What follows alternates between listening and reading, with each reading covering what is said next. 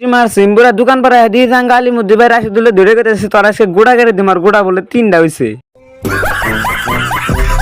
Hello guys, কি খবর? আমি হামিদুল আবার আসলাম আপনাদের সামনে নতুন ভিডিও নিয়ে। তো আজকে বরাবরের মতো আমরা ব্যাক হয়ে গেছি খতম পড়বার নিয়ে, কারণ প্রায় আজকে 3.5 বছর পরে কিন্তু একটা দাওয়াত পাইছি। আর জিহরুল ভাই কিন্তু কইতেছে পয়সা না দিলে খতম পড়ুম না। তো তারপরে ইমবরা ভাই তেহে দিয়ে যাঙ্গ 2 হাবিব সাহেব আগেই বয়ে রয়েছে, কারণ ওরা বলে 7 দিন ধরে না খাইয়ে রয়েছে। উপায় নাই, এখন আসি যদি আইসি আমরা কিন্তু পাশে বললাম। তো তারপরে বরে করে বললাম ঘরে ঘরে দিয়ে যে মানে জিহরুল ভাই কিন্তু কোরআনটা নিয়ে এসেছে, মানে এত প্যাকিং করে আছে যে পরে আগে পরে কিন্তু কোনোদিনও দেখছিলাম না।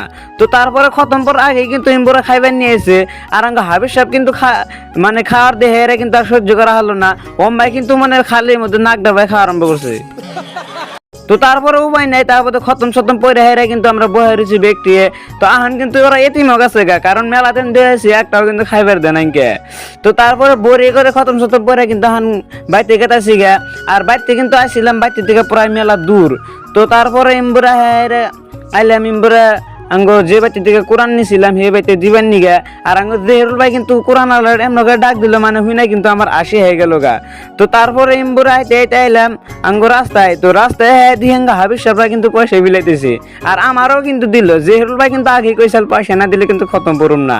তো পয়সা কিন্তু জিহরুল ভাই দিল, আর পয়সা পাই জিহরুল ভাই মগের সাদা মারা ধরছে, এমনকি 30 লাখ টাকা যৌতুক পাইছে। তো তারপরে বাই দেবে আমার ব্লগটা আজকে এই পর্যন্ত শেষ। আশা করি ব্লগটা দেখে আপনাদের ভালো লাগলো। তো এখনো যদি আমাকে ফলো করেন নাই, আশা করি আমাকে ফলো করে আমাকে আপনারা অনেক সাপোর্ট করবেন।